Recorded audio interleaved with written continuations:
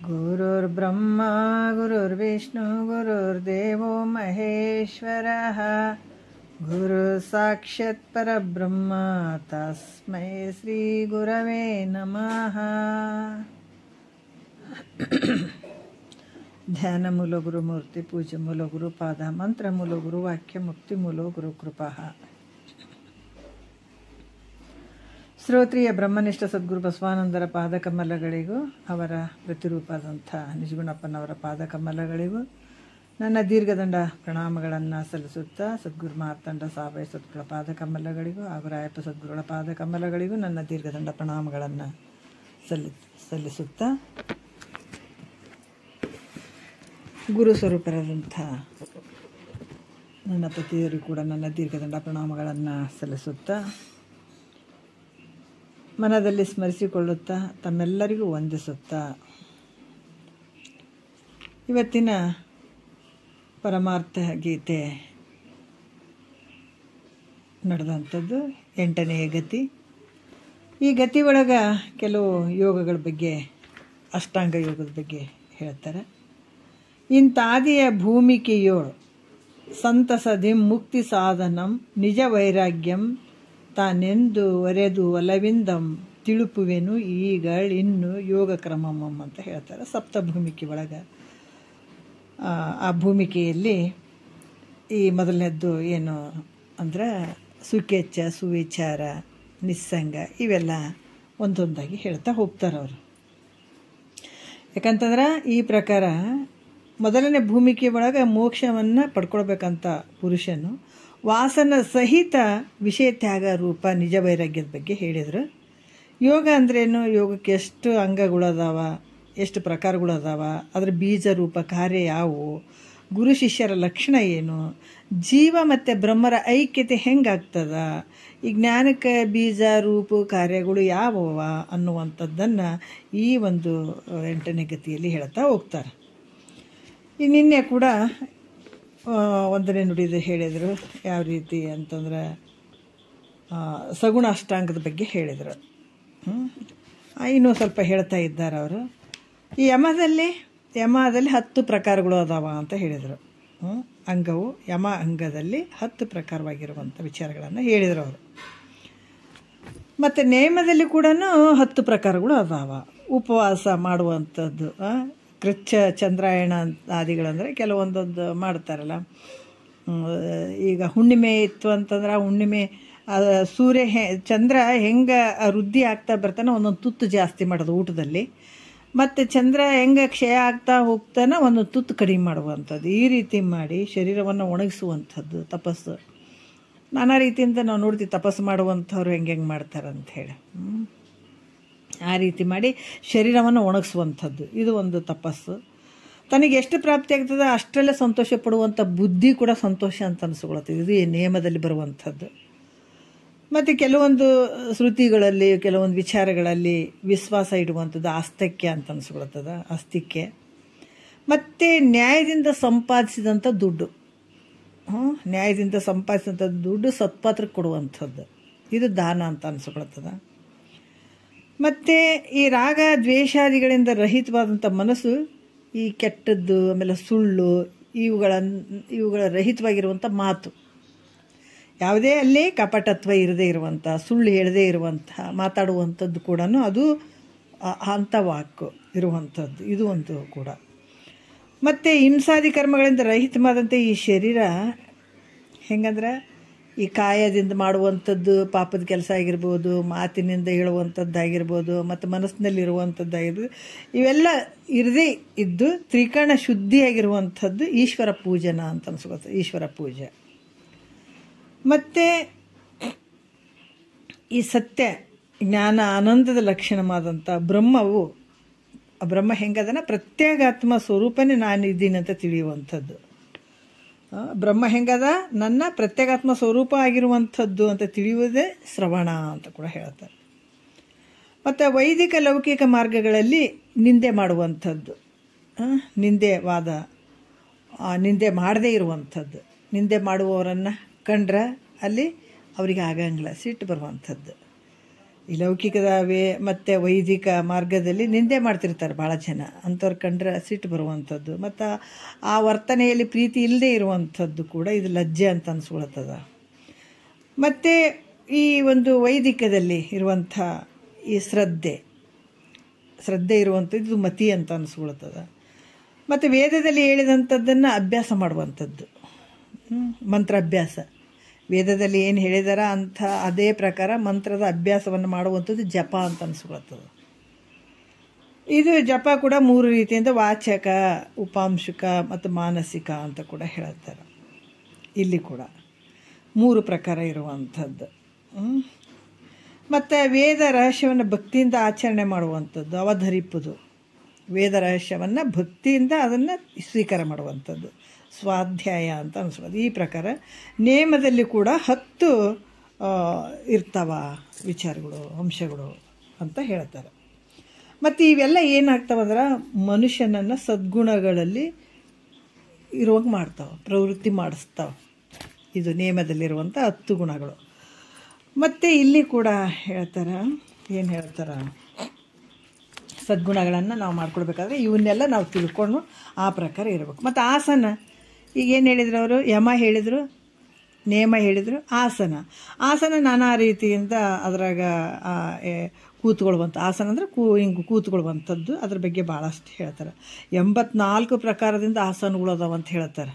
ಯೋಗದಲ್ಲಿ ಹೇಳ್ತಾರೆ ಇವೆಲ್ಲ. ಯಾಕಂದರೆ ಹಿಂಗೆ ಕುಂದಿರಬೇಕು, ವಜ್ರಾಸನ ಅಂತ ಇರ್ತಾವಲ್ಲ, ಹಾಕ್ಕೊಂಡು ಕೂತ್ಕೊಳ್ಳೋದು, ಸ್ವಸ್ತಿಕಾಸನ, ಇವೆಲ್ಲ ಇರ್ತಾವೆ. ಮತ್ತು ಮುಕ್ತಾಸನ ಅಂತ ಅನ್ನಿಸ್ತದ.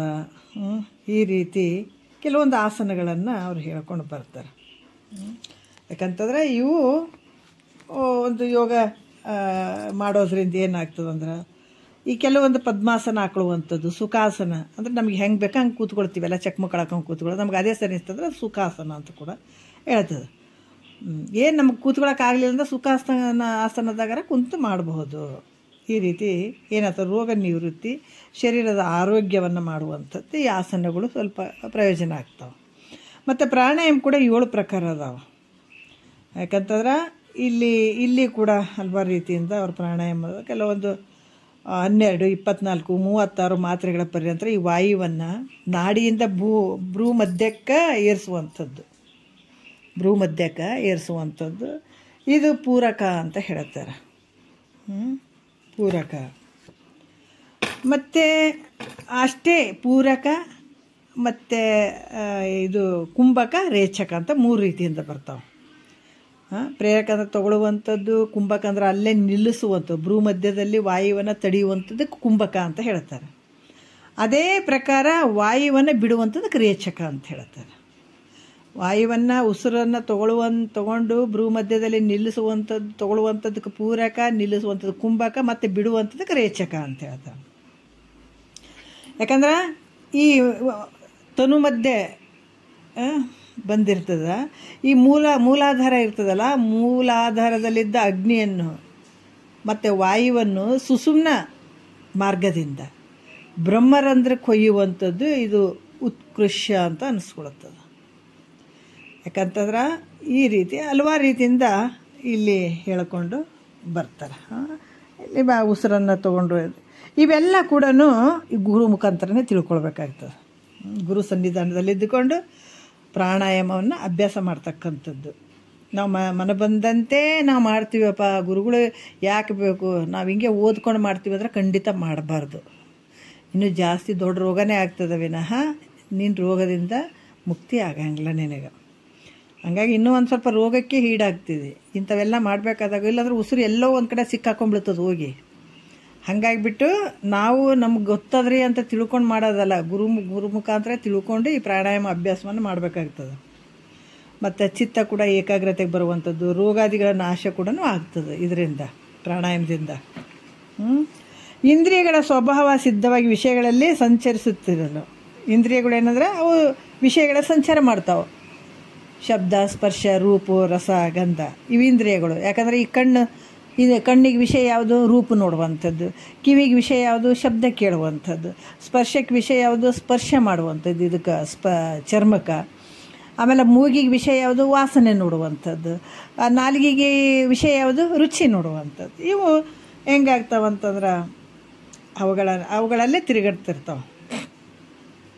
ಇವೆಲ್ಲವನ್ನು ಬಲಾತ್ಕಾರವಾಗಿ ಇವನ್ನ ಏನಂತಂದ್ರೆ ಮಿತ ಅನ್ನದಿಂದ ಈ ಮಿತ ಅನ್ನದಿಂದ ಹಿಂದಕ್ಕೆ ತಿರುಗಿಸ್ಕೊಳ್ಳುವಂಥದ್ದು, ವಿಷಯಗಳಲ್ಲಿ ಸಂಚರಿಸುತ್ತಿರುವಂಥ ಇಂದ್ರಿಯಗಳನ್ನು ಒಳಗೆ ತಗೊಳ್ಳುವಂಥದ್ದು, ತನ್ನ ವಶಕ್ಕೆ ತೆಗೆದುಕೊಳ್ಳುವಂಥದ್ದಕ್ಕೆ ಇದಕ್ಕೆ ಪ್ರತ್ಯಾಹಾರ ಅಂತ ಹೇಳ್ತಾರೆ. ಗೊತ್ತಾಯ್ತಲ್ಲ? ಇಂದ್ರಿಯಗಳ ಸ್ವಭಾವ ಏನದ? ಬರೀ ಶಬ್ದಾದಿಗಳಲ್ಲಿ ಹೋಗ್ತಿರ್ತಾವೆ, ಅವುಗಳನ್ನು ಹಿಂದಕ್ಕೆ ತೊಗೊಳ್ಬೇಕಾಗ್ಯದ. ತೊಗೊಂಡು ಅವನ್ನ ಬಲಾತ್ಕಾರವಾಗಿ ಹಿಂದಕ್ಕೆ ತೊಗೊಳ್ಬೇಕು. ಆದರೆ ಹಂಗೆ ಅದಕ್ಕೆ ಹೇಳ್ತಾರಲ್ಲ, ಮನಸ್ಸು ಹೆಂಗೆ ಕೇಳ್ತದೆ ಹಂಗೆ ಕುಣಿಯಂಗಿಲ್ಲ. ಇಲ್ಲಿ ಹಂಗೆ ಕೇಳಿದವ ವಾನರ ಅಂತ ಹೇಳ್ಯಾರ ಅವರು. ಮನಸ್ಸಿನ ಮಾತು ಕೇಳ್ಕೊಂಡು ಹೋದವಾಗ ಮನುಷ್ಯ ಅನ್ನಂಗಿಲ್ಲ. ಅವ್ರಿಗೇನು ಹೇಳ್ತಾರೆ? ವಾನರ. ವಾನರ ಅಂದ್ರೇನು? ಕೋತಿಗಳು ಅಂತಾರೆ. ಮನುಷ್ಯರು ಅನ್ನೋಕ್ಕೆ ಸಾಧ್ಯ ಇಲ್ಲ. ಅದಕ್ಕೆ ಅಂಥ ಮನಸ್ಸನ್ನು ಮತ್ತು ಇಂದ್ರಿಯಗಳನ್ನು ಹಿಂದಿರುಗಿಸಿ ತೊಗೊಳ್ಳುವಂಥದ್ದು, ತನ್ನ ವಶಕ್ಕೆ ತೊಗೊಳ್ಳುವಂಥದ್ದು ಅದಕ್ಕೆ ಪ್ರತ್ಯಾಹಾರ ಅಂತ ಹೇಳ್ತಾರೆ ಅವರು. ಅಂದ್ರೆ ಈ ಮನಸ್ಸು ಇಂದ್ರಿಯಗಳ ವಿಷಯ ಚಿಂತನೆಗಳನ್ನು ಬಿಡಿಸಿ, ಯಾವತ್ತಿ ಮನಸ್ಸು ಏನು ಮಾಡ್ತಂದ್ರೆ ಒಳ್ಳೆಯದಕ್ಕೆ ಬೇಗ ಹೋಗಂಗಿಲ್ಲದು. ಯಾವುದನ್ನ ಅದು ಬೇಡ ಇತ್ತು ಅಂತಂದಾಗ ಅದು ಅಟ್ಗಾಗಿ ಆ ಮನಸ್ಸು ಅಲ್ಲಿಗೆ ಹೋಗ್ತದೆ. ಅದು ಒಂದು ಭಾಳ ವಿಚಿತ್ರ ಮನಸ್ಸು. ಮತ್ತು ಬೆಳಗ್ಗೆಯಿಂದ ಮಲಗೋವರೆಗೆ ನೋಡ್ರಿ ಬರೀ ಆ ಬೇರೆ ಬೇರೆ ಇದ್ರಾಗೆ ಆ ಚಿಂತೆ ಮಾಡುವಂಥದ್ದು ಚಿಂತನ. ಅದು ಅದ್ರಾಗ ಸುಖ ಐತೇನು, ಇದ್ರಾಗ ಸುಖ ಐತೇನು, ಅದು ತೊಗೊಳ್ಬೇಕು ಇದು ತೊಗೊಳ್ಬೇಕು, ಒಂದು ಸ್ವಲ್ಪನೇ ಸರಿ ಇರ್ತದೆ ಅನ್ನೋದು ಮನಸ್ಸು. ವಿಷಯಗಳ ಒಂದು ಚಿಂತನೆಗಳನ್ನು ಮಾಡ್ತಾ ಇರ್ತದೆ. ಆ ವಿಷಯಾದಿಗಳ ಒಂದು ಚಿಂತನವನ್ನು ಬಿಡಿಸಿ ಆತ್ಮನ ಕಡೆಗೆ ಅಭಿಮುಖ ಮಾಡುವಂಥದ್ದು. ಅದೇ ಬೇಡ ಆ ಕಡೆ ಎಲ್ಲ ಹೋಗಬೇಡ. ಪದೇ ಮಹಾತ್ಮರು ಹೇಳ್ಕೊತಾರೆ, ತಮ್ಮ ಮನಸ್ಸಿಗೆ ಹೇಳ್ಕೊತಾರೆ. ನಾವು ಯಾವ ಚಂದ ಕಾಣ್ತೋ ಅದೇ ಮಾಡ್ಬೇಕಂತ ಹೇಳ್ತೀವಿ. ಆದ್ರೆ ಮಹಾತ್ಮರು ಹಂಗೆ ಮಾಡಲಿಲ್ಲ. ಅದಕ್ಕೆ ಅದರಿಂದ ಭಾಳ ದೂರ ಆದರು, ಗೊತ್ತವರಿಗೆ. ಹಾಗಾಗಿ ಈ ಮನಸ್ಸುಗಳೇನು ವಿಷಯಾದಿಗಳಲ್ಲಿ ಹೋಗ್ತದಲ್ಲ, ಆ ಮನಸ್ಸನ್ನು ಹಿಂತಿರುಗಿಸಿ ಏನು ಮಾಡೋದು? ಆತ್ಮನ ಕಡೆಗೆ ಮುಖ ಮಾಡುವಂಥದ್ದು. ತಾನೇ ಆಗ್ತದೆ ಅಂದರೆ ಆತ್ಮನ ಕಡೆ ಅಂದರೆ ಆಗಂಗಿಲ್ಲ. ನಾವು ಪ್ರಯತ್ನ ಪಟ್ಟು ಮನಸ್ಸನ್ನು ಈ ವಿಚಾರಗಳ ಕಡೆ ಹಾಕಬೇಕು. ಇದಕ್ಕೇನು ಹೇಳ್ತಾರೆ? ಪ್ರತ್ಯಾಹಾರ ಅಂತ ಹೇಳ್ತಾರೆ. ಇದಕ್ಕೇನು ಹೇಳ್ತಾರೆ? ಪ್ರತ್ಯಾಹಾರ ಅಂತ ಹೇಳ್ತಾರೆ. ಮತ್ತು ಆ ಮನಸ್ಸನ್ನು ಏನು ಹೇಳ್ತಾರೆ? ಮನ ಇಂದ್ರಿಯಗಳನ್ನು ತನ್ನ ಆಧೀನ ಮಾಡ್ಕೊಳ್ಳೋದು. ಮನಸ್ಸನ್ನು ಮತ್ತು ಇಂದ್ರಿಯಗಳನ್ನು ನೀ ಕುಂದ್ರಂದ್ರೆ ಕುಂದ್ರಬೇಕು, ಹೋಗಂದ್ರೆ ಹೋಗ್ಬೇಕು, ಬಾ ಅಂದ್ರೆ ಬರ್ಬೇಕು, ಹಂಗೆ ಮಾಡ್ಕೊಂಬಿಡುವಂಥದ್ದು. ಮತ್ತು ನಾಭಿ ಅಂದರೆ ಈ ಒಕ್ಕಳ, ಶರೀರದಲ್ಲಿ ಒಕ್ಕಳದಲ್ಲ, ಹೃದಯ ಭಾಗ, ಭ್ರೂ ಮಧ್ಯೆ, ಎರಡು ಹಣೆ ಮಧ್ಯೆ ಇರುವಂಥದ್ದು. ಬ್ರಹ್ಮರಂಧ್ರ ಮೇಲ್ಗಡೆ, ಪಶ್ಚಿಮ ಸ್ಥಾನ ಅದರ ಸ್ವಲ್ಪ ಕೆಳಗಡೆ, ಇವುಗಳಲ್ಲಿ ಇರಿಸಲು ನೋಡ್ರಿ ಧಾರಣ ಅಂತ ಹೇಳ್ತೀವಿ. ಈ ಮನಸ್ಸು ಮತ್ತು ಇಂದ್ರಿಯಗಳು ಮನಸ್ಸನ್ನು ತನ್ನ ಹತೋಟಿಗೆ ತಗೊಳ್ಳೋದು. ನೋಡ್ರಿ ಯಾವ ರೀತಿ ಹೇಳ್ತಾರ? ಮನಸ್ಸನ್ನು ಮತ್ತು ಇಂದ್ರಿಯಗಳನ್ನು ತನ್ನ ಹತೋಟಿಗೆ ತಗೊಳ್ಳುವಂಥದ್ದು. ಆ ಮನಸ್ಸನ್ನು ಹತೋಟಿಗೆ ತೊಗೊಂಡಂಥ ಮನಸ್ಸನ್ನು ಒಕ್ಕಳ ನಾಭಿ, ಆಮೇಲೆ ಹೃದಯ ಭಾಗ, ಆಮೇಲೆ ಭ್ರೂಮಧ್ಯೆ, ಆಮೇಲೆ ಬ್ರಹ್ಮರಂಧ್ರ, ಆಮೇಲೆ ಪಶ್ಚಿಮ ಸ್ಥಾನ, ಇವುಗಳಲ್ಲಿ ಆ ಮನಸ್ಸನ್ನು ಹಂತವಾಗಿ ಇರಿಸುವಂಥದ್ದು. ಇದಕ್ಕೆ ಧಾರಣ ಅಂತ ಹೇಳ್ತಾರೆ. ಇದಕ್ಕೆ ಧಾರಣ ಅಂತ ಹೇಳಿಸ್ಕೊಳ್ತದೆ. ಮತ್ತು ಏನು ಹೇಳ್ತಾರ? ಈ ಸ್ಥಾನಗಳಲ್ಲಿ ನಿರೋಧಿಸಲ್ಪಟ್ಟಂಥ ಮನಸ್ಸು, ಯಾಕಂದ್ರೆ ಈ ವಿಷಯಾದಿಗಳಲ್ಲಿ ಅದರಲ್ಲಿ ಹೋಗ್ಗೊಡ್ಲಾರ್ದಂಗೆ ಮಾಡಿ ಈ ಮನಸ್ಸು ವಿಷಯ ಚಿಂತನೆ ಮಾಡದೆ ವಿಷಯಾದಿಗಳಲ್ಲಿ ಚಿಂತನೆ ಮಾಡ್ತಾ ಇರುವಂಥ ಈ ಮನಸ್ಸನ್ನು ಅದಕ್ಕೆ ಬಿಡಿಸಿ ಅದನ್ನು ಸ್ವಪ್ರಕಾಶವಾದಂಥ ಶಿವಸ್ವರೂಪವನ್ನು, ಅದಕ್ಕೆ ಈ ಮನಸ್ಸು ಹೆಂಗದ? ವಿಷಯಾದಿಗಳ ಕಡೆ ಹೋದಾಗ ಬಂಧನ ಅದ, ದುಃಖ ಅದ. ಎಂಥ ದುಃಖ? ದೊಡ್ಡ ದುಃಖ ಅದ. ಯಮಧರ್ಮನ ಒಡ್ತಾ ಅದಾವ. ಮತ್ತು ಅನೇಕ ರೀತಿಯಿಂದ ಬೇರೆ ಬೇರೆಯನ್ನು ಮೈದೋರಿ ಕಾಡುವ ಬಾಧೆ 100,000 ಕೋಟಿ ಉಂಟು ಅಂತ ಹೇಳಿದಾರೆ ಅವರು. ಅದಕ್ಕೆ ಅಷ್ಟು ಒಂದು ದುಃಖ ಐತಪ್ಪ ಇದ್ರಾಗ. ಈ ಮನಸ್ಸನ್ನು ಆ ಕಡೆ ಬಿಟ್ಟಾಗ, ಯಾಕಡೆ ನಾವು ದಿನ ಮಾಡ್ತೀವಿ ನೋಡ್ರಿ 24 ಗಂಟೆ ಈ ಮನಸ್ಸಿನ ಈ ಕಡೆ ಹಾಕೊಂಡು ಕುಂದಿರ್ತೀವಿ, ಜೋತ್ ಹಾಕೊಂಡು ಕುಂದಿರ್ತೀವಿ ಮನಸ್ಸನ್ನೆಲ್ಲ. ಎಲ್ಲೋ ಆದ್ರೆ ಮನಸ್ಸು ಅಲ್ಲಿಗೆ ಹೋಗ್ತದೆ. ಆ ಮನಸ್ಸನ್ನು ಬಲವಾಗಿ ಎಳೆದು ನಿನ್ನ ಸ್ವಪ್ರಕಾಶ ಶಿವ ಸ್ವರೂಪವನ್ನು ಅದ್ರ ಚಿಂತನೆಯನ್ನು ಮಾಡುವಂಥದ್ದು. ಯಾವುದು ನಿನ್ನ ಪ್ರಕಾಶತೆ ಹೆಂಗದ ಅಂತಂದ್ರೆ ಸ್ವಪ್ರಕಾಶ, ಅದು ಯಾವಾಗಲೂ ಬೆಳಗುವಂಥದ್ದು ಐತಿ ನಿನ್ನೊಳಗೆ. ಅಂಥ ಒಂದು ಶಿವ ಸ್ವರೂಪವನ್ನು ಚಿಂತನೆ ಮಾಡ್ತಾ ಇರುವಂಥದ್ದಕ್ಕೆ ಏನು ಹೇಳ್ತಾರೆ, ಅದಕ್ಕೆ ಧ್ಯಾನ ಅಂತ ಹೇಳ್ತಾರೆ. ಧ್ಯಾನ ಅಂತಂದ್ರೆ ಏನಪ್ಪ ಅಂದ್ರೆ ವಿಷಯಗಳ ಕಡೆ ಹೋಗಬಾರ್ದು. ಮತ್ತು ನಾವು ಇದೇನು ತಿಳ್ಕೊಳ್ಳಾರ್ದು ಬರೀ ಧ್ಯಾನ ಮಾಡ್ತೀವಿ ಅಂತಂದ್ರೆ ಮತ್ತೆ ಹೆಂಗೆ ಬಿಡ್ತೀರಿ ವಿಷಯಗಳನ್ನು ನಾವು ಬಿಟ್ಕೊಂಡು ಕೂಡ್ಬೇಕಾದ್ರೆ ಏನಾಗ್ಬೇಕಂದ್ರೆ ವಿಷಯಗಳ ದೋಷ ದರ್ಶನ ಆಗ್ಬೇಕಾಗ್ತದೆ. ಆದಾಗ ಮನಸ್ಸು ಮತ್ತೆ ಅಲ್ಲಿಗೆ ಹೋಗಂಗಿಲ್ಲ. ಅದೇ ಮನಸ್ಸನ್ನು ನಾವು ಶಿವನ ಒಂದು ಚಿಂತನದ ಕಡೆ, ಅಂಥ ನಿನ್ನ ಶಿವಸ್ವರೂಪದ ಕಡೆ ಆ ಮನಸ್ಸನ್ನು ಹಾಕಿ ಚಿಂತನೆ ಮಾಡ್ತಾ ಇರುವಂಥದ್ದಕ್ಕೆ ಏನು ಹೇಳ್ತಾರೆ, ಅದಕ್ಕೆ ಧ್ಯಾನ ಅಂತ ಹೇಳ್ತಾರೆ. ಮತ್ತು ಇದಕ್ಕೇನು ಹೇಳ್ತಾರೆ ನೋಡ್ರಿ, ಮತ್ತು ಹಂತವಾಗಿ ಹೇಳ್ತಾರೆ, ಈ ಮನಸ್ಸು ಚಿಂತನವನ್ನು ಮಾಡ್ತಾ ಇರ್ತದೆ. ಏನಾರ ಆಗಲಿ, ಯಾವುದು ಶಿವೋಂ ಎರಡು ಅಕ್ಷರದ ಮಂತ್ರ ಶಿವೋಂ ಅನ್ನುವಂಥದ್ದು ಅಂದ್ರೆ ನಾನು ಪರಮಾತ್ಮ ಇದ್ದೀನಿ ಅನ್ನುವಂಥದ್ದಾಗಿರ್ಬೋದು, ಅಥವಾ ನಮಃ ಶಿವಾಯ ಅಂತರ ಆಗಿರ್ಬೋದು, ಷಡ್ವರ್ಗ ಓಂ ನಮಃ ಶಿವಾಯ ಅಂತರ ಆಗಿರ್ಬೋದು, ಅಥವಾ ಅಂಶ ಅಂತರ ಆಗಿರ್ಬೋದು, ಯಾವುದೋ ಒಂದೇ ಮಂತ್ರಗಳು ಅಂದ್ಕೊಂಡು ಅದೇ ಮನಸ್ಸು ಶಿವ ಚಿಂತನವನ್ನು ಮಾಡ್ತಾ ಇರ್ತದೆ. ಅದಕ್ಕೆ ಧ್ಯಾನ ಅಂತ ಹೇಳ್ತೀವಿ. ಅದನ್ನು ಬಿಟ್ಟು ಅದೇ ಶಿವರೂಪನೇ ತಾನಾಗಿರುವಂಥದ್ದು. ಅದು ಮಾಡ್ತಾ ಮಾಡ್ತಾ ಮಾಡ್ತಾ ನಾನು ಆ ಶಿವರೂಪನೇ ಇದ್ದೀನಿ ಅನ್ನುವಂಥ ಭಾವ ಕೂಡ ಲಯ ಆಗಿಬಿಡ್ಬೇಕಲ್ಲಿ. ಆದಾಗ ಆ ಸ್ವರೂಪನೇ ತಾನಾಗಿಬಿಡ್ತಾನೆ. ಅದಕ್ಕೆ ಇದನ್ನು ಯಾವಾಗ ಚಿಂತನೆ ಮಾಡ್ತಾ ಮಾಡ್ತಾ ಮಾಡ್ತಾ ಮಾಡ್ತಾ ಮಾಡ್ತಾ ಅವಾಗೇನು ನಾನು ಶಿವ ಸ್ವರೂಪ ಇದ್ದೀನಿ ಅಂತ ಚಿಂತನೆ ಮಾಡ್ತಾ ಇರ್ತಾನಲ್ಲ ಧ್ಯಾನದಾಗ, ಯಾವಾಗ ಶಿವ ಸ್ವರೂಪನೇ ನಾನು ಇದ್ದೀನಿ ಅನ್ನುವಂಥ ಭಾವ ಕೂಡ ಅಲ್ಲಿ ಹೋದಾಗ ಆ ಶಿವನ ರೂಪನೇ ತಾನಾಗಿಬಿಡ್ತಾನಲ್ಲ, ಆ ಶಿವ ಸ್ವರೂಪವೇ ತಾನಾಗಿಬಿಡ್ತಾನ. ಅಂಥ ಅಂಥ ಆನಂದದಲ್ಲಿ ಇರುವಂಥದ್ದಕ್ಕೆ ಸಮಾಧಿ ಅಂತ ಹೇಳ್ತಾರೆ. ಅಲ್ಲೇನೊಂದಿಲ್ಲ ಸಮಾಧಿ ಒಳಗೆ, ಅದಕ್ಕೆ ಸಮಾಧಿ ಅಂತ ಹೇಳ್ತಾರೆ.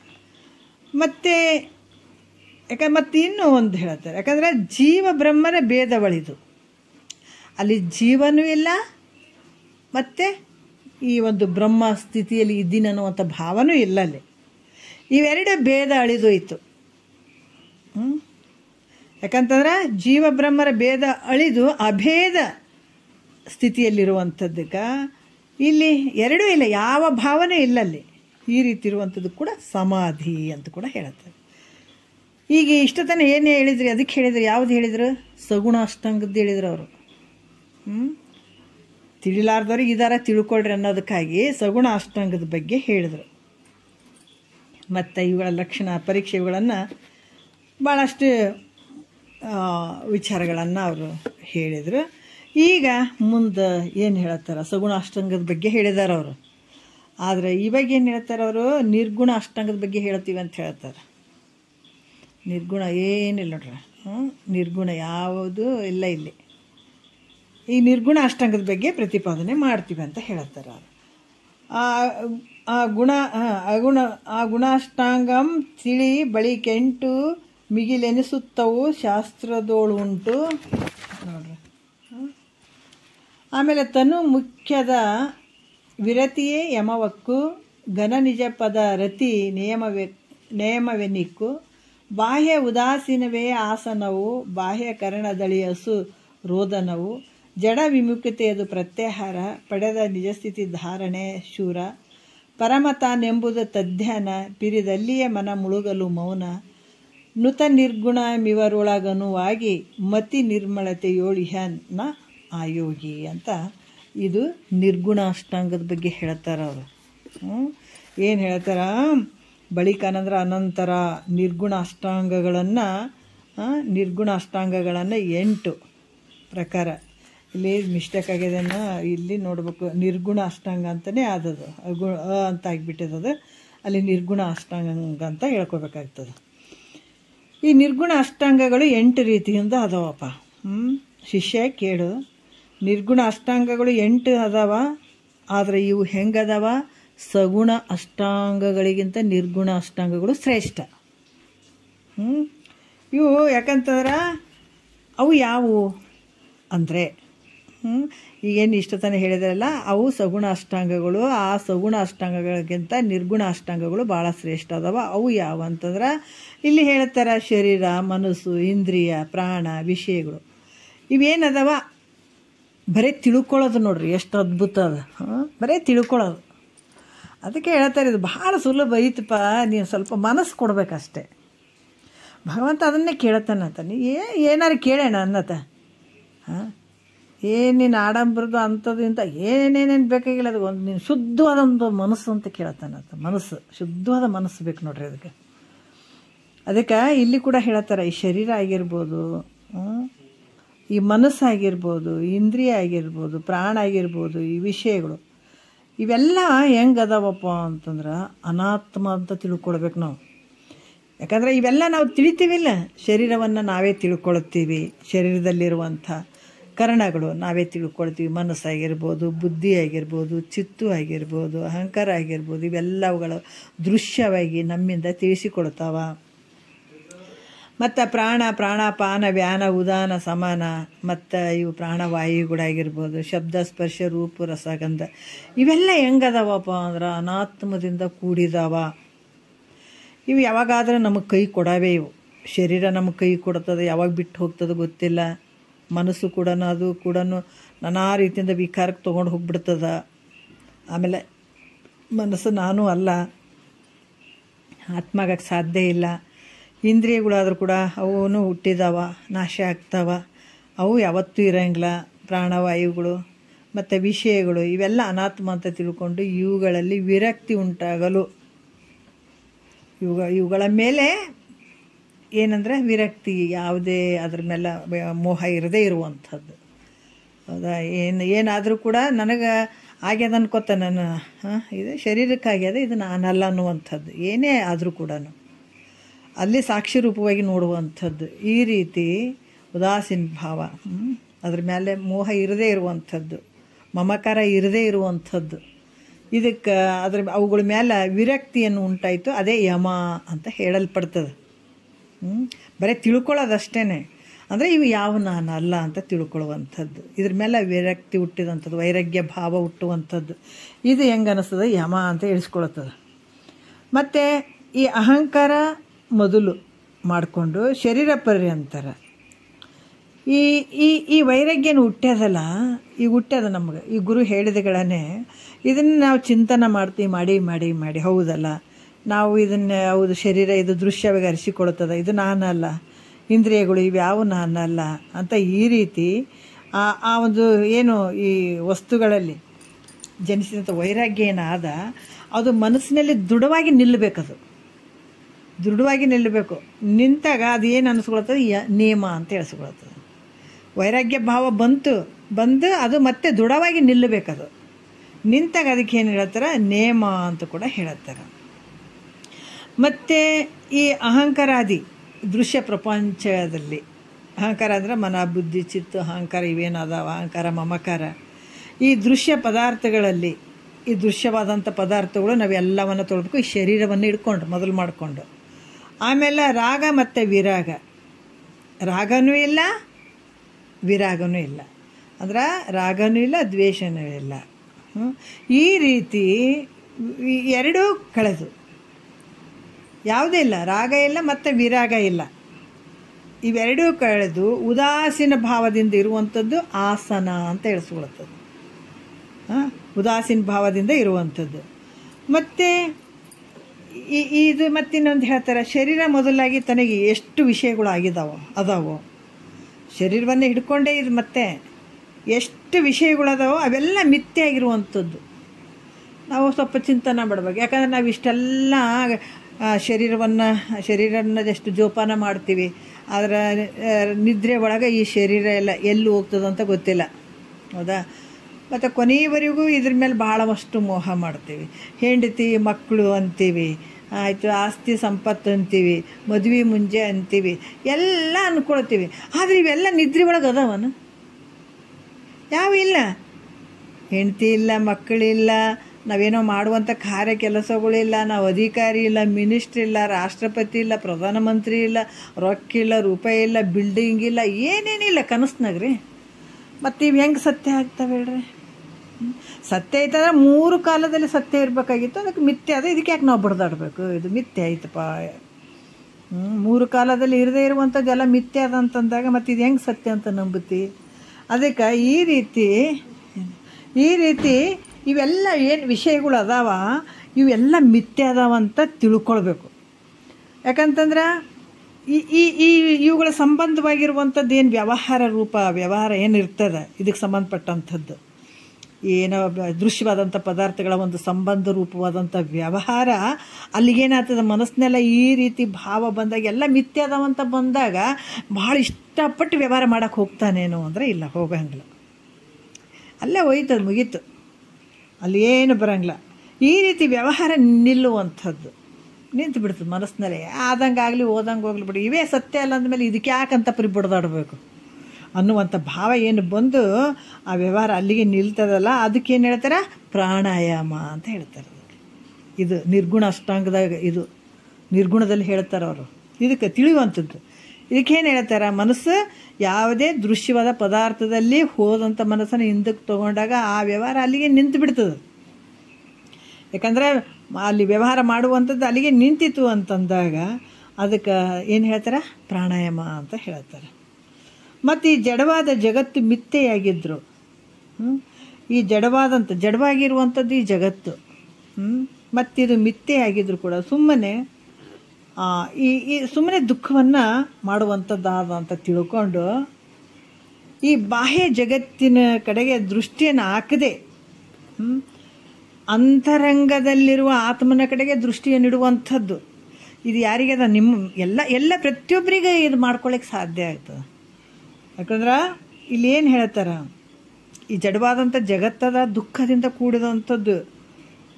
ಈ ದುಃಖವನ್ನು ಮಾಡುವಂಥದ್ದು ಈ ಜಗತ್ತು ಅದ. ಅದಕ್ಕೆ ಅದ್ರ ಕಡೆ ಜಾಸ್ತಿ ನಾವು ಮನಸ್ಸು ಹಾಕದೇನೆ ಹೊರಗಡೆ ಬಾಹ್ಯದಲ್ಲಿರುವಂಥ ಜಗತ್ತಿನ ಕಡೆ ದೃಷ್ಟಿ ಆಯಿಸಿದೇನೆ ಅಂತರಂಗದಲ್ಲಿರುವಂಥ ಆತ್ಮನ ಕಡೆಗೆ ಆ ದೃಷ್ಟಿಯನ್ನು ಇಟ್ಟಾಗ ಅದಕ್ಕೆ ಪ್ರತ್ಯಾಹಾರ ಅಂತ ಅನಿಸ್ಕೊಳ್ಳೋದು. ಹೊರಗೆ ಹೋದಂಥ ಮನಸ್ಸನ್ನು ನಾವು ಎಲ್ಲಿ ಒಳಗಡೆ ಆತ್ಮನ ಕಡೆಗೆ ದೃಷ್ಟಿಯನ್ನು ಇರಿಸುವಂಥದಕ್ಕೆ ಪ್ರತ್ಯಾಹಾರ ಅಂತ ಹೇಳ್ತಾರೆ. ಮತ್ತು ಅಂತರ್ಮುಖವಾದ ಮನಸ್ಸು ಹೊರಗಿನ ಜಗತ್ತನ್ನು ಕುರಿತು, ಈಗ ಅಂತರ್ಮುಖ ಆದಂಥ ಮನಸ್ಸು ಹೊರಗಿನ ಜಗತ್ತನ್ನು ಕುರಿತು ಏನೊಂದು ವಿಚಾರ ಮಾಡಿದೆ, ಅದಕ್ಕೆ ಇದು ಒಂದೇ ಸಲಕ್ಕೆ ಬರೋಂಗಿಲ್ಲ. ಇದಕ್ಕೆ ಈ ಮನಸ್ಥಿತಿ ಯಾವಾಗ ಬರ್ತದಂದ್ರೆ ಹೊರಗೆ ಹೋದಂಥ ಮನಸ್ಸನ್ನು ಆತ್ಮನಲ್ಲಿ ಇಡುವಂಥದ್ದು, ಒಳಗೆ ಅರಿವಿನ ಕಡೆ. ಅದಕ್ಕೆ ಹೇಳ್ತಾರೆ, ಸದಾ ಅರಿವಿಲಿ ನಡಿತಮ್ಮ ಮುಂದ, ಅದು ಮರಿಬೇಕು ಆದುದಯಿಂದ. ಎಷ್ಟು ಅದ್ಭುತ!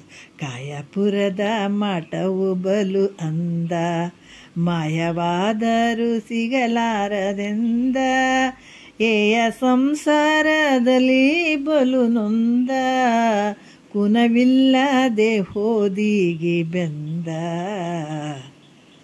ಹೆಂಗೆ ಅದ ಇದು ಸದಾ ಅರಿವು ಅಂತ ಹೇಳ್ತಾರೆ. ಅರಿವು ಅಂದರೆ ಯಾವುದು? ನಿನ್ನ ಸ್ವರೂಪ. ಅರಿವು ಅಂದ್ಗಳೇ ನಾವೇನೋ ವಸ್ತುಗಳನ್ನು ತಿಳ್ಕೊಳ್ತೀವಲ್ಲ, ಸಾಮಾನ್ಯ ಅರಿವು ಅದಲ್ಲ. ವಿಶೇಷ ಆದಂಥ ಅರಿವು ನಿನ್ನ ಒಳಗೆ ಐತೆ. ಅದನ್ನು ನೀವು ತಿಳ್ಕೊಂಡು ಸದಾ ಅದರಲ್ಲಿ ಇರೋಕ್ಕೆ ಪ್ರಯತ್ನ ಮಾಡು ಅಂತ ಹೇಳ್ತಾರೆ ಅವರು. ಅದನ್ನ ವಿಚಾರ ಅಂದರೆ ಆತ್ಮ ಸ್ವರೂಪದಲ್ಲಿಯೇ ಸ್ಥಿರವಾಗಿರುವಂಥದ್ದು ಮನಸ್ಸು. ಅದಕ್ಕೇನು ಹೇಳ್ತಾರೆ ಅವರು? ಧಾರಣೆ ಅಂತ ಕೂಡ ಹೇಳಿದರು. ಬಳಿಕ ಮನಸ್ಸಿನಲ್ಲಿ ಯಾವುದೇ ತೋರಂಗಿಲ್ಲ, ಬರೀ ಆತ್ಮನಲ್ಲಿ ಮನಸ್ಸು ಅದು ಪ್ರತಿ ದಿವಸ ಮಾಡ್ತಾ ಹೋದಾಗ ಏನಾಗ್ತದೆ? ಅದು ಅಭ್ಯಾಸ ಆಗ್ತದೆ. ಅದು ಅವಾಗ ಏನೊಂದು ಭಾವನೆಗಳು ತೋರಂಗಿಲ್ಲಲ್ಲಿ ಬೇರೆ ಯಾವುದು. ಈಗ ಮೃಷ್ಟಾನ್ನ ಭೋಜನ ತಿಂದಂಥತ್ತಿಗೆ ಸಣ್ಣ ಪುಟ್ಟದ್ದೇನಾದ್ರೂ ಇಷ್ಟ ಆಗ್ತದೇನೋ ಆಗಂಗಿಲ್ಲ. ಯಾಕಂದರೆ ದೊಡ್ಡ ಆನಂದವನ್ನು ಅನುಭವಿಸ್ತಾ ಇರ್ತಾನೆ ಆತ್ಮನ ಒಂದು ಸ್ವರೂಪದಲ್ಲಿ, ಅರಿವಿನ ಸ್ವರೂಪದಲ್ಲಿ ಇದ್ದಾಗ ಮತ್ತೆ ಬೇರೆ ಕಡೆ ಮನಸ್ಸು ಹೋಗಂಗಿಲ್ಲ. ವಾದ್ರೆ ಚಡ್ಪಡಿಕೆ ಆಗಿಬಿಡ್ತದೆ ಅದು. ಇದು ಕ್ರಮೇಣ ಒಂದು ಸಲಕ್ಕೆ ಆಗಂಗಿಲ್ಲ, ಅಭ್ಯಾಸ ಮೂಲಕ ತೊಗೊಳ್ಬೇಕಾಗ್ತದೆ ಅದು. ಇದು ಏನಾಗ್ತದೆ? ಬಳಿಕ ಮನದೊಳಗೆ ಬೇರೊಂದು ಭಾವನೆ ತೋರದೆ ಇಲ್ಲಿ ಅಸಂಗವಾಗಿರುವಂಥ ಅದ್ವಯ ಆಗಿರುವಂಥ ರೂಪ ಕೇವಲ ಚೈತನ್ಯವೇ ನಾನಂತ ಅಲ್ಲಿ ಆ ಭಾವ ಬರ್ತದಲ್ಲ, ಅದಕ್ಕೆ ಧ್ಯಾನ ಅಂತ ಅನಿಸ್ಕೊಳ್ತದೆ. ಯಾಕಂತಂದ್ರೆ ಇಲ್ಲೇನು ಹೇಳ್ತಾರೆ? ಮನಸ್ಸಿನೊಳಗೆ ಬೇರೆ ಯಾವ ಭಾವನೆಗಳು ತೋರಂಗಿಲ್ಲ, ನಾನು ಅಸಂಗ ಇದ್ದೀನಿ, ಅದ್ವಯ ಇದ್ದೀನಿ, ಕೇವಲ ಅದ್ವಯ ರೂಪ, ಕೇವಲ ಚೈತನ್ಯ ಸ್ವರೂಪನೇ ನಾನಿದ್ದೀನಿ ಅಂತ ಯಾವಾಗ ಚಿಂತಿಸ್ತಾನತ ಅಲ್ಲಿ, ಅದಕ್ಕೆ ಧ್ಯಾನ ಅಂತ ಹೇಳಿಸ್ಕೊಳ್ತದೆ. ಮನಸ್ಸನ್ನು ಹೋಗ್ಲಾರ್ದು. ಈಗ ನಾವು ಇದೇನು ಗೊತ್ತಾಗ್ಲಾರ್ದ ನಾವು ಕಣ್ಣು ಮುಚ್ಕೊಂಡು ಕೂಡ್ತೀವಿ, ಅದು ಸಗುಣ ಅಷ್ಟಾಂಗದಾಗ ಅಲ್ಲಿ ಹೇಳಿದ್ದಾರೆ. ಆದರೆ ನಿರ್ಗುಣ ಅಷ್ಟಾಂಗದಾಗ ಏನಿಲ್ಲ, ನಾವು ಕಣ್ಣು ತಕ್ಕೊಂಡೆ ಹಿಂಗೆ ಕಣ್ಣು ಬಿಟ್ಟರು ಕೂಡ ಮನಸ್ಸನ್ನು ವಿಷಯಾದಿಗಳ ಕಡೆ ಹಾಕದೇನೆ ಆತ್ಮ ಸ್ವರೂಪದಲ್ಲೇ ನಾವು ಮನಸ್ಸನ್ನು ಇಟ್ಕೊಂಡಾಗ ನಾವು ಕಣ್ಣು ತಕ್ಕೊಂಡ್ರು ಕೂಡ ನಾವು ಧ್ಯಾನ ಅನಿಸ್ಕೊಳತ್ತದ. ಇಲ್ಲೇ ಕುಂತ ಮಾಡ್ಬೇಕನ್ನೋದೇನಿಲ್ಲ, ಮನಸ್ಸನ್ನು ವಿಷಯಗಳ ಕಡೆ ಹಾಕದೇನೆ ಮನಸ್ಸಿನಲ್ಲಿ ಯಾವ ಭಾವನೆಗಳು ಬರದೆ ನಾವು ಹಿಂಗೆ ಎಲ್ಲ ಏನು ಕೆಲಸ ಮಾಡಿದ್ರು ಕೂಡ ನಾವು ಧ್ಯಾನ ಮಾಡ್ಬೋದು, ಕಣ್ಣು ತೆರೆದೇ ಧ್ಯಾನ ಮಾಡ್ಬೋದು. ಯಾಕಂದ್ರೆ ಆ ಮನಸ್ಸು ಆ ಒಂದು ಅರಿವಿನ ಸ್ವರೂಪದಲ್ಲಿ ಚಿಂತನೆ ಮಾಡ್ತಾ ಇರಬೇಕಾದಾಗ ಅದು ಧ್ಯಾನ ಅಂತ ಅನಿಸ್ಬಿಡ್ತದೆ. ಅಲ್ಲಂದ್ರೆ ಏನು ಉಪಾಧಿನೇ ಇಲ್ಲ, ಯಾವ ಉಪಾಧಿನೂ ಇಲ್ಲ, ಆ ಚಿದ್ ವಸ್ತುವೇ ನಾನು ಅನ್ನುವಂಥ ಚಿಂತನ. ಯಾವ ಉಪಾಧಿನೂ ಇಲ್ಲ, ಆ ಚಿದ್ ವಸ್ತು ನಾನು ಇದ್ದೀನಿ ಅನ್ನುವಂಥ ಚಿಂತನೆ ಕೂಡ ಲಯವಾಗಿ ಅಖಂಡ ಸ್ವರೂಪದಿಂದಿರುವಂಥದ್ದೇನು ಸಮಾಧಿ ಅಂತ ಅನಿಸ್ಕೊಳ್ತದೆ. ಇವು ಹೆಂಗದವ ಅಂದ್ರೆ ನಿರ್ಗುಣ ಅಷ್ಟಾಂಗಗಳು ಅಂತ ಕೂಡ ಹೇಳ್ತಾರೆ. ಇವು ಅಭ್ಯಾಸ ಮಾಡ್ತಾ ಮಾಡ್ತಾ ಮಾಡ್ತಾ ಯೋಗಿ ಏನಾಗ್ತಾನೆ ನಿರ್ಮಲಾತ್ಮಕರಣದಿಂದಿರುವನು ಅಂತ ಹೇಳ್ತಾರೆ. ಅಂಥ ಒಂದು ಯಾವುದೇ ಒಂದು ಉಪಾಧಿ ಇಲ್ಲದೆ ಪರಿಶುದ್ಧವಾಗಿರುವಂಥ ರೀತಿಯಲ್ಲಿ ಆ ಯೋಗಿ ಇರ್ತಾನ ಅನ್ನುವಂಥದ್ದು ಕೂಡ ಹೇಳ್ತಾರೆ. ನಿರ್ಮಲಾತ್ಮಕರಣದಿಂದಿರುವನು ಅಂತ ಕೂಡ ಹೇಳ್ತಾರೆ. ಈಗ ನಾವು ಯಾವುದು ಅಂತಂದ್ರೆ 4ನೇ ನುಡಿ ನೋಡೋಣ. ವೈರಾಗ್ಯದ ನಿಜ ಸುಖಮಂ ಬಲ್ಲ, ಸಾರಶ್ರುತಿ ಪತಮಂ ನೆರೆಬಲ್ಲ, ದೇಹಾದಿಗಳ ಆತ್ಮತೆಯಂ ಕಳೆವ, ಉಯಿಸಲಾತ್ಮ ವಿಚಾರದೊಳು ಉಳಿವ, ಗುರುಗಳ ನೈದಿ ಬಿಡದೆ ಸೇವಿಸುತ್ತಾ, ನಿರುತ ಮನ ಮುಟ್ಟಿ ವಿಚಾರಿಸುತ್ತಾ, ಸಾರತರದ ಶಾಸ್ತ್ರವ ಕೇಳುತ್ತಾ, ಘೋರ ಭವದ ಕೇಡಂ ಕಾಣುತ್ತಾ, ಇರಲೆರಡನೆಯ ಪದಸ್ಥಿತನವನು, ಪರಮ ವಿಚಾರದ ಭೂಮಿಕೆಯವನು, ಮತ್ತು ಇಂತೆಲ್ಲವನು ವಿಚಾರಣವೆಲ್ಲ ಮುಂತೆ ವಿಕಲ್ಪಂ ದಿಟಕದು ಸಲ್ಲ ಅಂತ ಅನ್ನುವಂಥ ವಿಚಾರವನ್ನು ಹೇಳ್ತಾರೆ. ಏನು ಹೇಳ್ತಾರೆ? ವೈರಾಗ್ಯ ಅಂದರೆ ವಿರತಿ, ವೈರಾಗ್ಯ ಇವೆಲ್ಲ ಒಂದೇ. ನಿಜ ಸುಖಮಂ ಅಂದ್ರೆ ಕರೆ ಸುಖವನ್ನು ಬಲ್ಲಂಥ. ಯಾಕಂದ್ರೆ ಇಲ್ಲಿ ಏನು ಹೇಳ್ತಾರ, ವಿರತಿಯಿಂದಿತರ ಸಂಪದ ಸುಖ ಮುಂಟೆ ಅಂತ ಹೇಳ್ತಾರೆ. ಅದಕ್ಕಿಂತ ಸಂಪತ್ತು ಸುಖ ಏನಾರ ಐತೇನಂದ್ರೆ ಇಲ್ಲ. ಶಿಷ್ಯ ಕೇಳಪ್ಪ, ಸಾಧಕನು ವೈರಾಗ್ಯಶಾಲಿಯಾಗಿಯೂ ಯೋಗದಿಂದ ಚಿತ್ತ ಸ್ಥೈರ್ಯವುಳ್ಳವನಾಗಿಯೂ, ಯೋಗದಿಂದ ಇವು ಮನಸ್ಸನ್ನು ಒಂದು ಏಕಾಗ್ರತೆ ಮಾಡ್ಕೊಂಡು ಇರುವಂಥವನಾಗಿಯೂ, ಗುರುಗಳನ್ನು ಹೊಂದಿ ಅದೇನು ಮಾಡ್ತಾನೆ, ಗುರುಗಳನ್ನು ಶ್ರುತಿಪತಮಂ ಅಂತ ಹೇಳ್ತಾರೆ ನೋಡ್ರಿ. ಮತ್ತೆ ಇಂಥ ಒಂದು ಗುರುಗಳನ್ನು ಹೊಂದಿ ಆತ್ಮವಿಚಾರ ಮಾಡ್ತಾನೆ. ಇಷ್ಟೆಲ್ಲ ಮಾಡ್ಕೊಂಡ ಮೇಲೆ ಅಶುದ್ಧವಾದ ಅಂತಃಕರಣ ಆಗ್ತದೆ. ಏನು ನಿರ್ಗುಣ ಅಷ್ಟಾಂಗದ ಬಗ್ಗೆ ಹೇಳಿದ್ರಲ್ಲ, ಅಲ್ಲಿ ಶುದ್ಧವಾದ ಅಂತಃಕರಣ ಆಗಿ ಆತ ನಿಜ ವೈರಾಗ್ಯಮಮ್ಮ ಪಡ್ಕೊಂಡು ಆವಾಗ ಗುರುಗಳನ್ನು ಕುರಿತು ಆತ್ಮವಿಚಾರ ಮಾಡುವಂಥವನಾಗ್ತಾನೆ. ಆವಾಗ ಮನಸ್ಸು ಪೂರ್ತಿ ಪರಿಶುದ್ಧ ಆಗಿರ್ತದೆ, ಅಲ್ಲಿ ಒಂದು ಏನೊಂದು ಇರಂಗಿಲ್ಲ, ತಾನೇ ತಾನಾಗಿರ್ತಾನೆ, ಆತ್ಮವಿಚಾರವನ್ನು ಮಾಡುವಂಥವನಾಗ್ತಾನೆ. ಅದಕ್ಕೆ ಗುರುಗಳ ಲಕ್ಷಣ ಏನು ಅಂತಂದ್ರೆ, ಅವರು ಹೆಂಗಿರ್ತಾರೆ ಗುರುಗಳು ಅನ್ನುವಂಥದ್ದು ಹೇಳ್ತಾರೆ. ಆತ ಕರುಣ ರಸದ ಕೋಡಿ ವರಿವ ಕಟಾಕ್ಷದ ಪರತತ್ವ ಅರೂಪವ ಆಲಾಪದ ವರಪುಣ್ಯಮಯ ಶರೀರದ ನಿರಾಭಾರಿ ಸದ್ಗುರುವಿರಲೆನ್ನ ಮಾನಸದಲ್ಲಿ ಅಂತ ಹೇಳಿದ್ದಾರೆ. ಹೆಂಗಿರ್ತಾನ ಅಂತಂದ್ರೆ ಕರುಣ ರಸದ ಕರುಣೆ ಇರಬೇಕು ಆತನ ಹತ್ರ. ಈ ಸಂಸಾರದ ಸಂಬಂಧವಾದಂಥ ವಿಷಯ ಏನು, ಇವೆಲ್ಲ ಸುಖಗಳನ್ನು ದುಃಖದಿಂದ ಕೂಡಿದವ. ಇವೆಲ್ಲ ಸಂಸಾರ ಸಂಬಂಧಿಗಳು ಏನು ಸಂಬಂಧ ಇವಿರ್ತಾವನ, ಈ ಚಂದ ಕಂಡಂಗೆ ಆಗ್ತಾವ, ಮತ್ತು ನಾಳೆ ಬದಲಾವಣೆ ಆಗ್ತಾವೆ, ಇರ್ಲಾರ್ದಂಗೆ ಆಗ್ತಾವೆ, ಇದ್ದಂಗೆ ಆಗ್ತಾವೆ, ತೋರಿದಂಗೆ ಆಗ್ತಾವೆ, ಸುಖ ಕೊಟ್ಟಂಗೆ ಆಗ್ತದೆ, ದುಃಖ ಕೊಟ್ಟಂಗೆ ಆಗ್ತದೆ. ಅದು ಒಂದನ್ನು ಹೇಳಕ್ಕೆ ಸಾಧ್ಯನೇ ಇಲ್ಲ.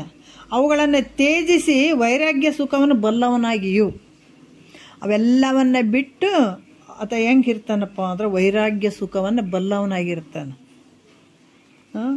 ಮತ್ತು ಆತ ಹೆಂಗಿರ್ತಾನ, ಸಾಧಕರು ಯತ್ನದಿಂದ ಸಂಪಾದಿಸುವ ವಿವೇಕಾದಿ ಸಾಧನಗಳು ಅಂದ್ರೆ, ಈ ಸಾಧಕರು ಇದನ್ನು ಕೇಳಿಕೊಂಡು ಇದನ್ನು ಪಡ್ಕೊಳ್ಬೇಕಾದ್ರೆ ಏನಿರಬೇಕಲ್ಲಿ, ಸಾಧನ ಚತುಷ್ಟಯ ಸಂಪನ್ನನಾಗಿರ್ಬೇಕಾಗ್ತದತ್ತ. ವಿವೇಕ, ವೈರಾಗ್ಯ, ಶಮ, ದಮ, ತಿತಿಕ್ಷೆ, ಉಪರತಿ, ಶ್ರದ್ಧಾ, ಸಮಾಧಾನ ಇವೆಲ್ಲ ಬೇಕಾಗ್ತದೆ. ಇವು ವಿವೇಕಾದಿ ಸಾಧನಗಳು ಜ್ಞಾನಿಗಳೇ ಸ್ವಭಾವತಃ ಇರ್ತಾವೆ, ಸ್ವಭಾವ ಸಿದ್ಧವಾಗಿರ್ತಾವೆ. ಯಾಕಂದ್ರೆ ಇವನ್ನೆಲ್ಲ ದಾಟ್ಕೊಂಡು ಬಂದಿರ್ತಾನತ್ತ. ವಿವೇಕಾದಿ ಎಲ್ಲ ಸಾಧನಗಳು ಆತಗೆ ಆಗಿರ್ತಾವೆ. ಅದು ಇವನ್ನೆಲ್ಲ ಮಾಡ್ಕೊಂಡಿರ್ತಾನೆ. ಅದಕ್ಕೆ ಇಲ್ಲಿ ಮಹಾತ್ಮರು ಹೇಳ್ತಾರೆ, ಶಾಸ್ತ್ರಿ ಕೇಳಬೇಕಾಗಿತ್ತು ಅಂತಂದ್ರೆ ಗುರುವಿನ ಕೂಡ ನಾವು ಕೆಲವು ಸಲ ಆತ ಎಲ್ಲಿ ತಿಳ್ಕೊಂಡಿದ್ದಾನ, ಎಲ್ಲಿ ಗುರುವಿನ ಸನ್ನಿಧಾನದಾಗದಾನ, ಎಷ್ಟು ದಿವಸ ಆತ ಇದು ಮಾಡ್ಕೊಂಡಿದ್ದಾನ, ಶ್ರವಣ ಮನನ ಮಾಡಿದ್ದಾನ, ಹಂಗೆಲ್ಲ ವಿಚಾರ ಮಾಡ್ಬೇಕಾಗ್ತದೆ. ಅಂಥ ಸದ್ಗುರುವಿನ ಹತ್ರನೇ ಕೇಳ್ರಿ. ಯಾಕಂದ್ರೆ ಪುಸ್ತಕ ಓದಿ ನಾನು ಹೇಳ್ತೀನಿ ಮಾಡ್ತೀನಿ ನಾ ಇಷ್ಟು ತಿಳ್ಕೊಂಡಿನಿ ಅಂತಂದ್ರೆ ಖಂಡಿತ ಅಂಥವ್ರ ಹತ್ರ ಕೇಳಬಾರ್ದು. ಯಾಕಂದ್ರೆ ಅಲ್ಲಿ ಭಾಳಷ್ಟು ಏನಾಗ್ತದೆ, ಅನರ್ಥ ಆಗ್ತದೆ. ಪುಸ್ತಕದಾಗಿರೋದು ಮತ್ತು ಗುರು ಅದನ್ನು ಬಿಡಿಸಿ ಹೇಳ್ತಾನೆ. ಹೆಂಗೆ ಕೆಲವೊಂದು ವಾಕ್ಯಗಳು ಸಮಯ ಸಂದರ್ಭಕ್ಕೆ ಅನುಸಾರವಾಗಿ ವಿಚಾರಗಳನ್ನು ತೊಗೊಳ್ಬೇಕಾಗ್ತದೆ. ಈಗ ಕುದುರೆಗೆ ಲವಣ ಅಂತ ಉಪ್ಪಿಗೂ ಅಂತಾರೆ, ಕುದುರೆಗೂ ಅಂತಾರೆ ಅಂತ ಹೇಳ್ತಾರೆ. ಅವ್ರು ಹೇಳ್ತಿದ್ರು ಗುರುಗಳು. ಊಟ ಮಾಡಾಗ ಲವಣ ತೊಗೊಂಬ ಅಂದ್ಗಳೇ ಕುದುರೆ ತಂದು ನಿಲ್ಲಿಸೋದು, ಮತ್ತು ಕುದುರೆ ಹೋಗ್ಬೇಕಾದಾಗ ಕುದುರೆ ತೊಗೊಂಬಂದಾಗ ಉಪ್ಪು ತಂದು ಕೊಡೋದು, ಹಾಗೆಲ್ಲ ಆಗಿಬಿಡ್ತಾವೆ. ಅದಕ್ಕೆ ಎಡವಟ್ಟುಗಳು ಭಾಳ ಆಗ್ತಾವೆ. ಹಂಗೆ ಕೇಳಬಾರ್ದು ಅಂತಿದ್ರು ಅವರು. ಅದಕ್ಕೆ ಈ ಒಂದು ಸಂಪಾದನೆ ಯಾವುದೇ ರೀತಿ ಅಂತ ಸಾಧಕರು ಯತ್ನದಿಂದ ಸಂಪಾದನೆ ಮಾಡುವಂಥ ವಿವೇಕದ ಎಲ್ಲವನ್ನ ಆತ ಮೈಗೂಡಿಸ್ಕೊಂಡಿರ್ತಾನೆ. ಮತ್ತು ಅನೇಕ ಉಪನಿಷತ್ತು ವಾಕ್ಯಗಳು ಅದ್ವೈತ ರೂಪ ಅರ್ಥವಾಗುವುದನ್ನು ಚೆನ್ನಾಗಿ ತಿಳ್ಕೊಂಡಿರ್ತಾನೆ ಆತ ಉಪನಿಷತ್ತುಗಳು ವಾಕ್ಯಗಳಿಗೆ.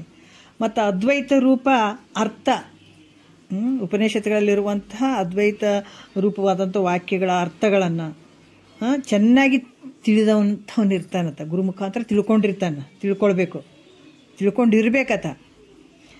ಯಾಕಂದರೆ ಇಲ್ಲಿ ಹೀಗಂತ ಹೇಳೋದ್ರಿಂದ ಏನಾಗ್ತದಂದ್ರೆ ಶ್ರೋತ್ರಿಯತ್ವವು ಅಂತ ಹೇಳ್ತದೆ. ಗುರು ಮುಖಾಂತರ ಕೇಳಿ ಎಲ್ಲವನ್ನ ತಿಳ್ಕೊಂಡಿರ್ತಾನೆ, ಅದಕ್ಕೆ ಶ್ರೋತ್ರಿಯತ್ವ ಅಂತ ಹೇಳ್ತಾರೆ. ಮತ್ತು ಗುರುಗಳು ತಮಗೆ ಶರಣಾಗತನಾದಂಥ ಶಿಷ್ಯರಿಗೆ ಆತ್ಮ ಅನಾತ್ಮ ವಿವೇಕವನ್ನು ಹೇಳಬೇಕಾಗ್ತದೆ. ಈಗ ಆತ ಹೇಳಿಲ್ಲ ಅಂದರೆ ಮತ್ತು ಶಿಷ್ಯನಿಗೆ ಹೆಂಗೆ ಗೊತ್ತಾಗ್ತದೆ? ನೊಬ್ಬರೇ ದುಬುಕ್ಕು ಅಂತೇಳಿ ಗುರುಗಳಿಗೆ ಹಂಗೆ ಬಿದ್ಕೊಂಡು ಕುಂತೀವಿ ಆಯ್ತಪ್ಪ ಅಂತ ಅವ್ರು ಹಂಗೆ ಮಾಡ್ಕೊತ ತಲೆ ಮೇಲೆ ಕೈ ಎಳ್ಕೊತ ಕುಂತ್ರಂದ್ರೆ ಮತ್ತು ಆತ್ಮ ಅನಾತ್ಮ ವಸ್ತು ನಮಗೆ ಹೆಂಗೆ ತಿಳಿತದ? ನಾನು ಯಾರು ಇದ್ದೀನಂತ ಹೆಂಗೆ ತಿಳಿತದ? ಈ ಭೂಮಿಗೆ ಯಾಕೆ ಬಂದೆ ಅಂತ ಹೆಂಗೆ ತಿಳಿತದ? ಮತ್ತು ಗುರುನೇ ಬಿಚ್ಚಲಿಲ್ಲ ಅಂತಂದ್ರೆ ಶಿಷ್ಯ ಎಲ್ಲಿ ಉದ್ಧಾರ ಆಗ್ತಾನೆ? ಸತ್ಕೊಂಡು ಹೋಗ್ತಾನೆ ಹಂಗೆ. ಅದಕ್ಕೆ ಗುರುಗಳು ಆದಂಥವು ಕೂಡ ಶಿಷ್ಯರಿಗೆ ಆತ್ಮ ಅನಾತ್ಮ ಯಾವುದಂತ ವಿವೇಕವನ್ನು ಬೋಧಿಸಿ, ಮತ್ತು ಅನಾತ್ಮ ಆದಂಥ ದೇಹಾದಿ ಅಹಂಕಾರ ಪರ್ಯಂತವಾಗಿರುವ ಅನಾತ್ಮ ವಸ್ತುಗಳಲ್ಲಿರುವಂಥ ಆತ್ಮ ಭಾವನೆಯನ್ನು ಕಳೆಯುವಂಥ ಶಕ್ತಿ ಗುರುವಿನಲ್ಲಿರಬೇಕು. ಯಾಕಂತಂದ್ರೆ ಗುರು ಹೆಂಗಿರ್ಬೇಕಂದ್ರೆ ಶಿಷ್ಯನ ಪ್ರಶ್ನೆವನ್ನು ಅರ್ಥ ಮಾಡ್ಕೋಬೇಕು. ಶಿಷ್ಯನ ಈ ಡಾಕ್ಟ್ರ್ ಎಂತೆಂಥ ಡಾಕ್ಟ್ರ್ ಅದಾಗ ಡಾಕ್ಟ್ರ್ ಚಲೋ ಇಲ್ಲರಿ ಅಂತೀವಿ, ಹೋಗ್ತೀವಿ ನಾವು. ಏನು ಚಂದ ಕೊಡಂಗಿಲ್ಲ ರೀ, ಏನೇನೋ ಎಡವಟ್ಟು ಮಾಡಿಬಿಡ್ತಾನಂತ ಬಿಡ್ತೀವಿ, ಹೌದಿಲ್ಲ? ಮತ್ತು ಚಲೋ ಡಾಕ್ಟ್ರ್ ಹತ್ರ ಹೋದಾಗ ನಮ್ಗೆ ಆರಾಮಾಗ್ತದೆ. ಅದು ಹೇಳ್ತಾನೆ ಹಿಂಗೆ ಮಾಡಿರಿ, ಇಲ್ಲ ರೀ ಭಾಳ ಚಲೋ ಡಾಕ್ಟ್ರ್ ರೀ ಅದಕ್ಕೆ ಹೋಗಿವಿ ಅಂತ ಹೇಳ್ತೀವಿ. ಮತ್ತು ಇದಕ್ಕಾದ್ರೆ ಮತ್ತು ಹೆಂಗೆ ಬೇಕಂತ ಡಾಕ್ಟ್ರುಗಳನ್ನ ತೊಗೊಂಡ್ಬಿಡ್ತೀರೇನು? ಮತ್ತು ನೀನು ಆರಾಮಾಗಬೇಕಲ್ಲ. ಜನ್ಮಾಂತರ ದೊಡ್ಡ ರೋಗ ಅದಿದು. ಭವರೋಗ ಅನ್ನುವಂಥದ್ದು ಭಾಳ ದೊಡ್ಡ ರೋಗ ಅದ. ಮತ್ತು ಆ ದೊಡ್ಡ ರೋಗಕ್ಕೆ ಔಷಧಿ ಕೊಡುವಂಥವ್ನ್ಯಾರು ದೊಡ್ಡ ಇದನ್ನೇ ಡಾಕ್ಟ್ರೇ ಬೇಕಾಗ್ತದೆ, ಸ್ಪೆಷಲಿಸ್ಟ್ ಡಾಕ್ಟ್ರ್ ಬೇಕಾಗ್ತದೆ. ಮತ್ತು ಅಂತಿಂಥವ್ರಂದ್ರೆ ನಡೆಯಂಗಿಲ್ಲ. ಅದ್ರಂಗೆ ಈ ಭವರೋಗವನ್ನು ಕಳಿಬೇಕಂತಂದ್ರೆ ಸ್ಪೆಷಲ್ ಗುರುನೇ ಬೇಕಾಗ್ತದೆ. ಶ್ರೋತ್ರಿಯ ಬ್ರಹ್ಮನಿಷ್ಠತ್ವ ಗುರು ಬೇಕಾಗ್ತದ.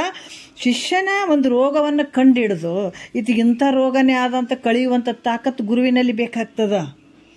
ಅದಕ್ಕೆ ಶಿಷ್ಯರಿಗೆ ಆತ್ಮ ಅನಾತ್ಮದ ವಿವೇಕವಾದಂಥ ವಿಚಾರಗಳನ್ನು ಹೇಳಿ ಅಲ್ಲಿ ಅನಾತ್ಮವಾದಂಥ ದೇಹಾದಿಗಳ ಏನದಾವ ಅವುಗಳಲ್ಲಿ ಆತ್ಮಭಾವ ಮಾಡ್ಕೊಂಡು ಕುಂತಾನಲ್ಲ, ಇದು ಅನಾತ್ಮವಾಗಿರುವಂಥದ್ದು ಅಂತ ಹೇಳಿಬಿಟ್ಟು ಅವನ್ನ ಬಿಡಿಸುವಂಥದ್ದು. ಆತ್ಮನಲ್ಲಿ ಅನಾತ್ಮ ಭಾವ ಮಾಡಿರುವಂಥದ್ದನ್ನು ಅಲ್ಲಿ ಅನಾತ್ಮ ವಸ್ತುಗಳಲ್ಲಿರುವಂಥ ಆತ್ಮಭಾವನೆಯನ್ನು ತೆಗೆಯುವಂಥದ್ದು, ಬೇರ್ಪಡಿಸುವಂಥದ್ದು. ಈಗ ಮನ್ಯಾಗ ಅಕ್ಕಿ ಅದೆಲ್ಲ ಅನ್ನ ಮಾಡ್ತಿರ್ತಾರೆ, ನಾವು ಹಸನ್ ಮಾಡ್ತಿರ್ತೀವಿ, ಅದ್ರಾಗ ಹಳ್ಳನೇ ಇರ್ತಾವೆ, ಕಸ ಕಡ್ಡಿ ಎಲ್ಲ ಇರ್ತಾವೆ. ಅದು ಅಕ್ಕಿ ಒಳಗೆ ಮಿಶ್ರ ಆಗಿರ್ತದೆ. ಅವಾಗ ನಾವು ಅದನ್ನು ಆರಿಸ್ಬೇಕಾಗ್ತದಲ್ಲ. ಇದು ಅಕ್ಕಿನೇ ಬೇರೆ ಮಾಡ್ತೀವಿ, ಕಲ್ಲು ಕಸ ಏನಿದ್ದದ್ದು ಬೇರೆ ಮಾಡ್ತೀವಲ್ಲ. ಅದ್ರಂಗ ಇಲ್ಲಿ ಕೂಡ ಜನ್ಮಾಂತರದಲ್ಲಿ ಅನಾತ್ಮ ವರ್ಗಗಳಲ್ಲಿ ಆತ್ಮಭಾವ ಮಾಡಿದ್ದೀವಲ್ಲ, ಸದ್ಗುರುನಾಥ ಇದನ್ನು ಅನಾತ್ಮವಾಗಿರುವಂಥವನ್ನ ತೆಗಿಬೇಕಾಗ್ತದೆ. ಇದು ಅಲ್ಲ ನೋಡಪ್ಪ, ಇದು ನೀನಲ್ಲ ಅಂತ ಇವೆಲ್ಲ ಕಳೆದು ಈಶ್ವರ ಜೀವ ಇವೇನೇನು ಅದಾವ ಅವೆಲ್ಲ ಹೇಳಬೇಕಾಗ್ತದೆ. ಈಶ ಜೀವ ಜಡ, ಈಶ ಜಡ, ಜೀವಗಳನ್ನುವಂಥ ಈ ಪಂಚ ಪ್ರಕಾರದ ಭೇದಗಳನ್ನು ನಿರಾಕರಿಸಿ ಅವೆಲ್ಲವನ್ನು ತೆಗೆದು ನೋಡು, ಅಸಂಗದಿಂದ ಕೂಡಿದಂಥ ಅದ್ವಯ ಆಗಿರುವಂಥ ನಿತ್ಯ ಮುಕ್ತನಾದಂಥ ಆತ್ಮನ ಸ್ಥಿತಿಯಲ್ಲಿ ಆತ ಹೇಳ್ತಾನೆ, ಆ ಆತ್ಮನ ಸ್ಥಿತಿಯಲ್ಲಿ ಆತ ಇರ್ತಾನೆ. ಇಷ್ಟೆಲ್ಲ ತಿಳ್ಕೊಂಡು ಸದ್ಗುರು ಆದವನು ಕೂಡ ಈ ಸ್ಥಿತಿಯಲ್ಲಿ ಇರಬೇಕಾಗ್ತದೆ. ಅದಕ್ಕೆ ಈತಿಗೇನು ಹೇಳ್ತಾರೆ ಅಂದ್ರೆ ಶ್ರೋತ್ರಿಯ ಬ್ರಹ್ಮನಿಷ್ಠ ಸದ್ಗುರು ಅಂತ ಹೇಳ್ತಾರೆ. ಈ ರೀತಿಯಾಗಿ ಬರಬೇಕು.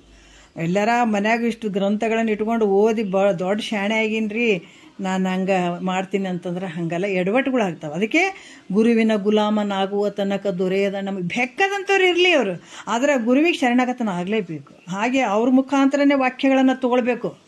ಇಲ್ಲಾಂದ್ರೆ ತಂತಾನೇ ಯಾವತ್ತು ಜ್ಞಾನ ಅರ್ಥಜ್ಞಾನ ಆಗ್ಬೋದು, ಅನುಭವದ ಜ್ಞಾನ ಆಗಂಗಿಲ್ಲ. ಸ್ವಾನುಭವದ ಸುಖ ತಾನೇ ಕೈ ಸೇರುವುದು ಹೆಂಗಾಗ್ತದ ಅಂತಂದರೆ, ತಾನೇ ಸೇರ್ಬೇಕಂತಂದ್ರೆ ಗುರು ಮುಖಾಂತರನೇ ನಾವು ಶ್ರದ್ಧವಾನ್ ಲಭತೆ ಜ್ಞಾನ, ಶ್ರದ್ಧೆಯಿಂದ ಹೋಗ್ಬೇಕಾಗ್ತದೆ. ಇದೇ ವಿಚಾರ ಇಟ್ಕೊಂಡು ನಾಳೆ ಮಾತಾಡೋಣ. ಟೈಮ್ ಆಗ್ತದೆ. ಒಂದೆರಡು ಮತ್ತು ಗುರುಗಳ ಪಾದಕ್ಕೆ ಅರ್ಪಿಸಿ ಹರವನ್ನು.